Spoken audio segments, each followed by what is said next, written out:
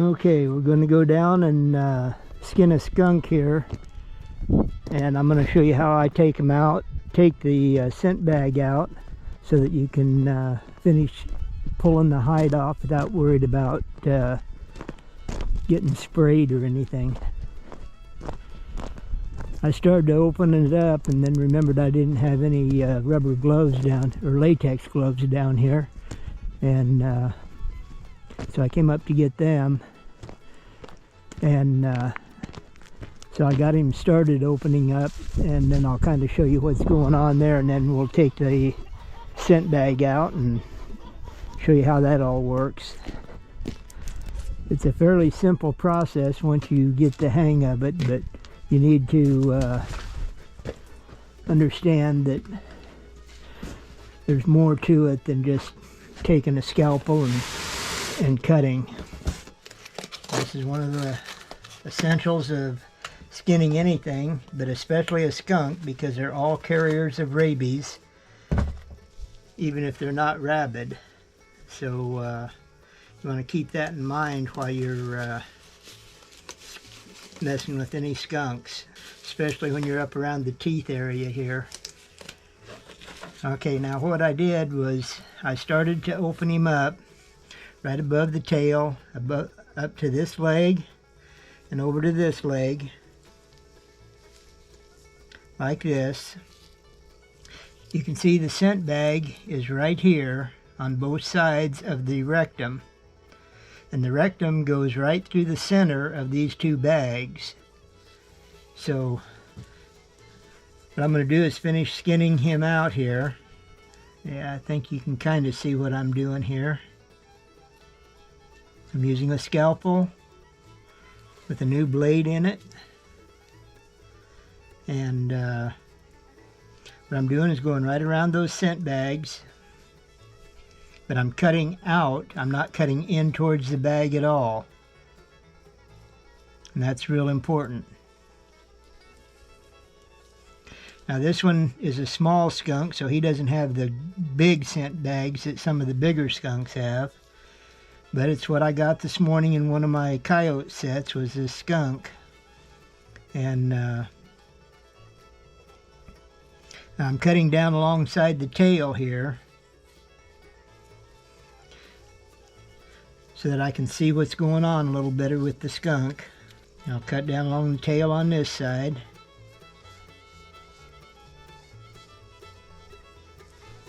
Okay, now what you do is you pick up on this scent bag just very gently. I'm going to set this down a little closer so you can see a little better.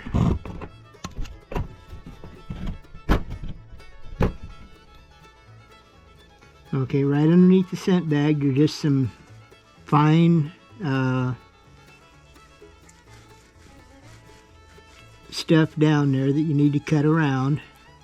If you should happen to cut the bag, you want to go outside, take your skunk out with you, and you can either dispose of it, or you can go ahead and just keep going and get done with it.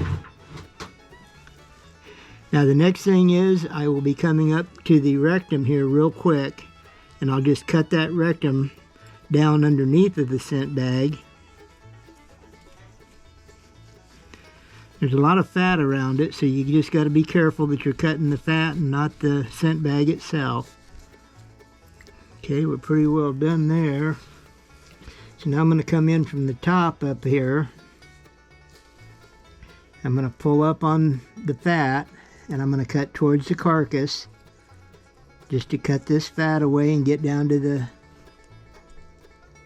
rectum again, and just cut right around that so that I don't cut the bag. Like I said, the rectum goes right through the center of the bag, so just kind of keep that in mind as you're taking this bag out. Remember that if you're using a scalpel, to be careful so you don't cut your fingers or your head off or anything like that. There, that's starting to come out. There's the, let's see if I can turn this a little bit. There's the rectum right there. So what I'm going to do is I'm going to just cut that off. There you can see I cut through it. I believe you can see that. There's the rectum right there. Now I'm going to cut the fat on the other side. And there's the scent bag of the skunk. Now you don't have to worry about getting sprayed anymore. You can handle this skunk just like you would any other animal that you're going to skin, case skinned. But again, be careful of the teeth on these things when you're pulling the front legs down so that you can skin him. And you don't want to get bit by any of those things, even by accident. Alright. Now I could use a knife or anything to finish the skinning job now. And let's see, I got a little chain over here. It's a chain skinning candle, if I can find it. I'm going to just take the feet and skin them out a little bit so that I can hook him up to that gimbal. Now you can go out and buy a skinning gimbal like this, chain one, or you can make one out of just a piece of rope and a couple of half hitches. That's what I used for a number of years. Again, this is a small skunk, so he's not going to give us a lot of essence, but a little bit of that essence goes a long way when you're trapping bobcats because they like the smell of it. I ain't going to say they like it, but they are attracted to it.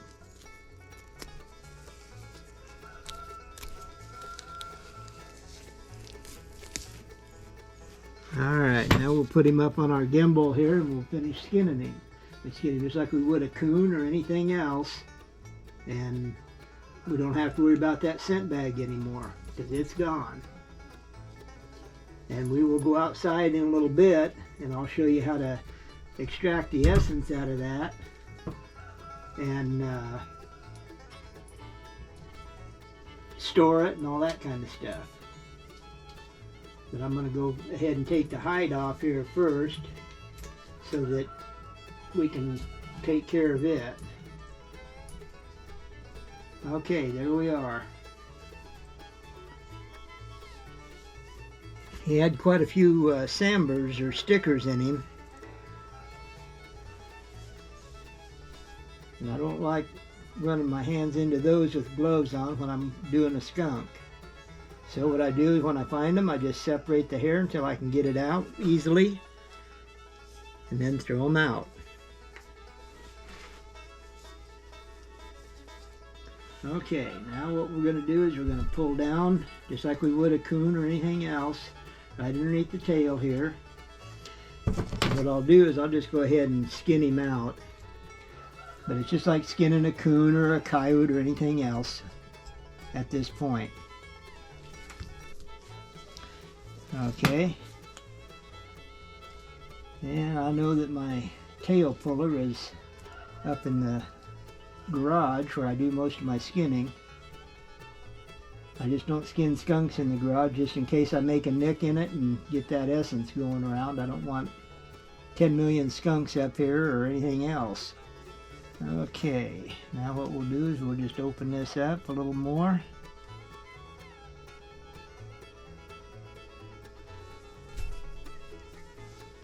Just keep opening it up right down the center, being very careful that you don't cut yourself because these scalpels are sharp.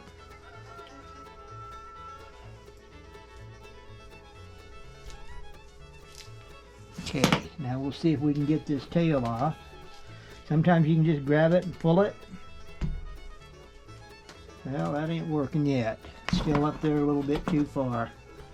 If I had a pair of pliers down here, and I know I do, it's just got a matter of finding out where I put them at. We can put them on the tail and use them for tail pullers. Just like that.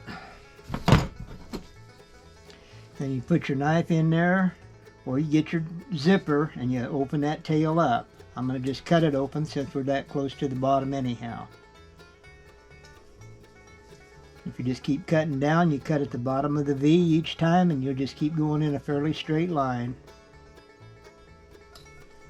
I may have this one tanned. I haven't decided yet. Since fur isn't worth much right now, I think tanning is a better option. Then I can sell them to the novelty markets, and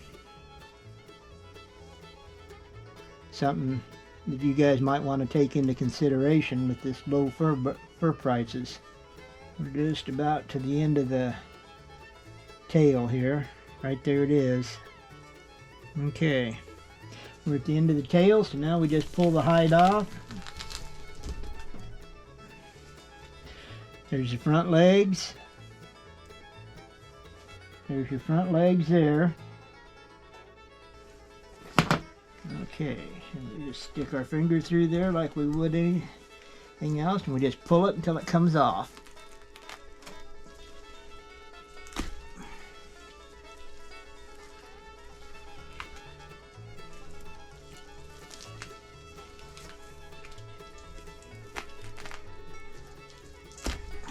There we go. Now what we're going to do is cut the ears and the eyes, and just like we would anything else. Here's one ear. Here's the other ear. They will bleed when you start cutting through right at the ear area there by the skull. I put these skunks down with an injection of acetone, about 10 cc's, and I'll show you where to inject them and everything here in just a second if you haven't done it before. It'll be good for those that are trying to learn. And with your scalpel getting a little dull by this time, you'll still find out that it's sharp enough that it will do a good job around the eyes and the lips and everything. There's one eye clear. There's the other eye clear. Now what I do is I just pull down so that I can see where I want to cut, because I don't want to ruin this hide at this point. Just finish that eye and get the tear duct off. There's the first lip. There's the second lip. Finish them eyes off there. That little weaselly head of theirs, and we're just about to the nose. Again, I'm being very careful not to have my fingers around this thing's teeth. Here we go. There's one skunk skinned. No worry about essence or anything. The only blood that's going to be on this skunk is what's coming off my gloves right now from when I cut up around the ears of it. But there you go, folks. And that is a pretty skunk right there. Alright, now the next trick is going to be to get the essence out of that. What I've got is a needle here and a syringe. Now this syringe only holds 3 cc's, so I may have to take a couple pokes to get it, but what I'm going to do is take you outside and get you set up so that you can watch what I'm doing.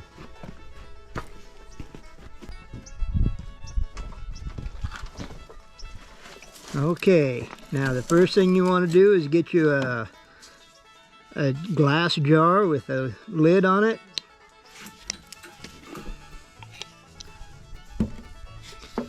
And what I do is I take the essence out of one side and then the other, get it all out before I go to the other side pretty much.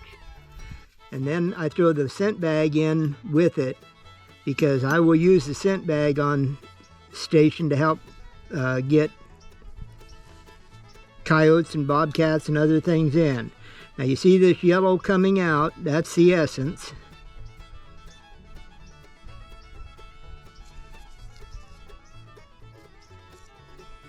And I'm moving it around in there to get so the fat ain't in it. Okay, I'm going to have to pull the needle to empty this out.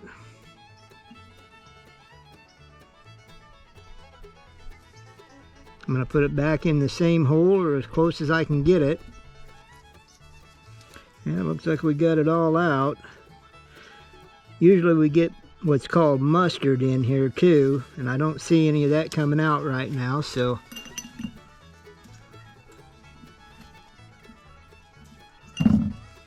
okay, so we got 4.5 cc's out of that side. Now we'll go in on this side.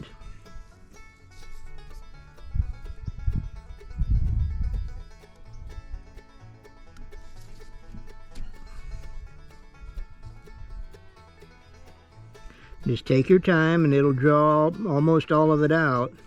One side of the essence bag will be more full than the other side. That's just kind of like left and right-handed people. Okay, now what I'm going to do is I'm going to squirt that in there.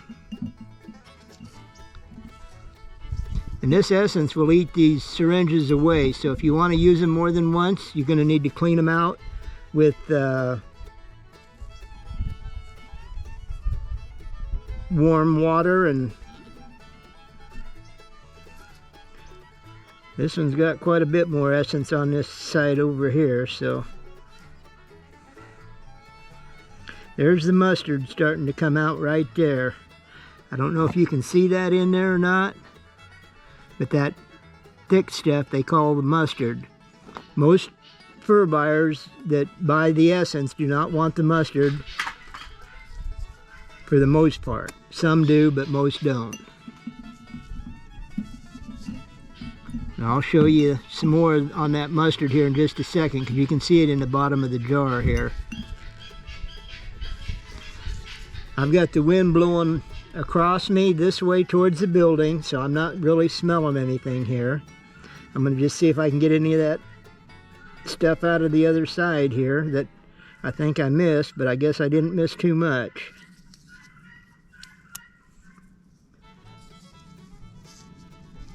Got about another 1 cc there, I guess. Mostly mustard, though I can see that already. Okay, now I'm going to just drop this in here. I'm going to put the lid on.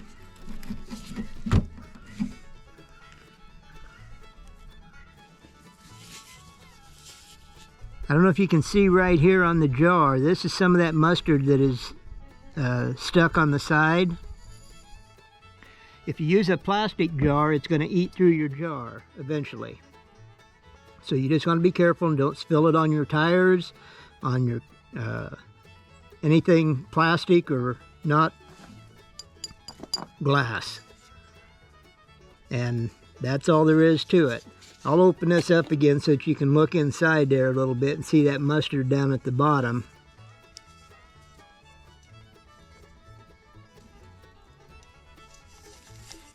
But